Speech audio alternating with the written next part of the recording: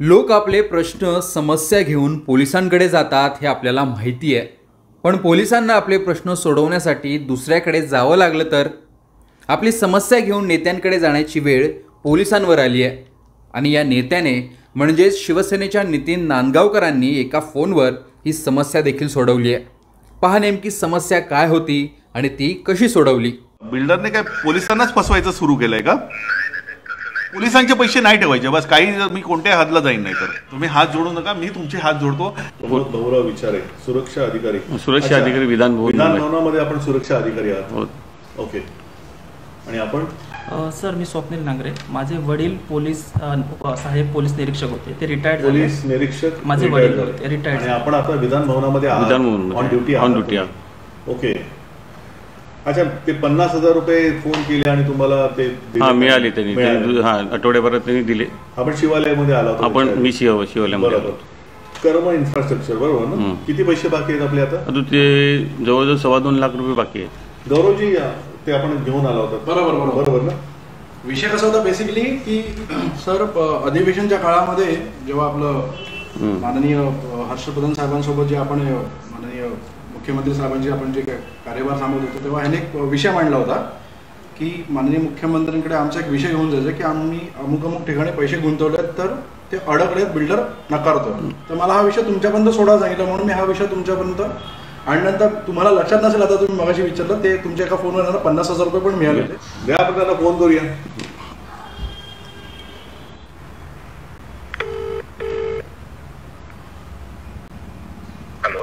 नितीन नांदगावकर बोलतोय. जय महाराष्ट्र. जय महाराष्ट्र. प्रमोद विचारे माझ्याकडे आलेले आहेत. विधान भवनामधले अधिकारी, सुरक्षा अधिकारी. हा काय म्हणताय?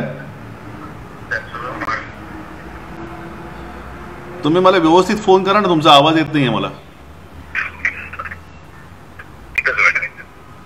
फोन करा लगेच. हो आता येतोय आवाज. बोला. माझ्या समोर तुम्ही एक इन्स्टॉलमेंट दिलीत, फोन केला होता त्यावेळी आभारी आहे. पण आता तुम्ही त्यांना ताबडतोब या महिन्याच्या एंडपर्यंत त्यांचे 2 लाख रुपये त्यांना मिळाले पाहिजेत. हे इन्स्टॉलमेंटमध्ये नको. आणि त्याचबरोबर मला म्हणायचं काय की जेवढे पण मुंबईतले आणि महाराष्ट्रातले पोलीस आहेत, एकीकडे सर्वसामान्य जनता सोडा, पण मुंबईतल्या पोलिसांचेच पैसे तुमच्या सगळ्या लोकांनी खाऊन ठेवलेले आहेत. माझ्याकडे दुसरे एक गृहस्थ बसलेले. तुमचं नाव काय? स्वप्नील नांगरे. त्यांचे वडील पोलीस निरीक्षक आणि त्यांचे 10 लाख रुपये घेतलेले आहेत. म्हणजे काय बिल्डरने काय पोलिसांनाच फसवायचं सुरू केलंय का? पोलिसांना माझ्याकडे यावं लागतं त्यांचे पैसे काढण्यासाठी. ही शोकांतिका आहे महाराष्ट्राची. नाही पण ठीक आहे. मग आता त्यांचे पैसे मला एवढंच म्हणायचं आहे की त्यांचे 2 लाख रुपये त्यांना ताबडतोब मिळालं पाहिजे. तुम्ही एक काम करा. तुम्ही सेना भवनमध्ये या, नाही तर शिवालयामध्ये या आणि मला मुख्यमंत्री साहेबांच्या ज्यावेळी निवेदन येतं मला ताबडतोब त्याचा रिझल्ट पाहिजे. पोलिसांचे पैसे नाही ठेवायचे बस. काही मी कोणत्याही हातला जाईन नाही तर तुम्ही आता ह्यांचे पैसे या म्हणजे माझ्यामध्ये आता एक 10-12 दिवसच राहिले. त्याच्या आतमध्ये तुम्ही त्यांचे ते ट्रान्सफर करायचे. एनी हाऊ आठवणी करा आणि तुम्ही मला येऊन भेटा. मुंबईतले जेवढे पण पोलीसवाले आहेत त्या सगळ्यांचे किती मला लिस्ट पाहिजे की किती जणांचे पैसे तुमच्याकडे बाकी आहेत.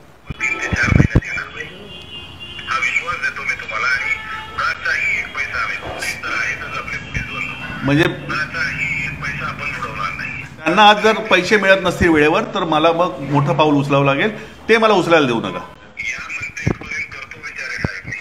हा शब्द आहे. आणि त्याचबरोबर माझ्यासोबत दुसरे एक आहेत. तुमचं नाव काय? नांगरे. त्यांचे 10 लाख रुपये बाकी आहेत. किती बाकी? 10 लाख रुपये. बहिणीचे वगैरे 10 लाख. ठीक आहे.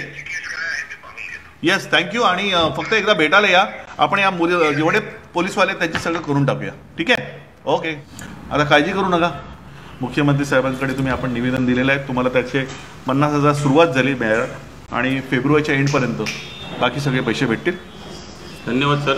आभारी आहे तुमचं. खूप खूप आभार. कसले आभार हो. आम्हाला एक तुमच्या निमित्ताने आम्हाला तुमची सेवा करण्याचा एक मौका मिळतो. नाही आम्हाला एक माध्यम मिळालं की तुमच्यापर्यंत येऊन आम्हाला हे करायला भाग पडलं.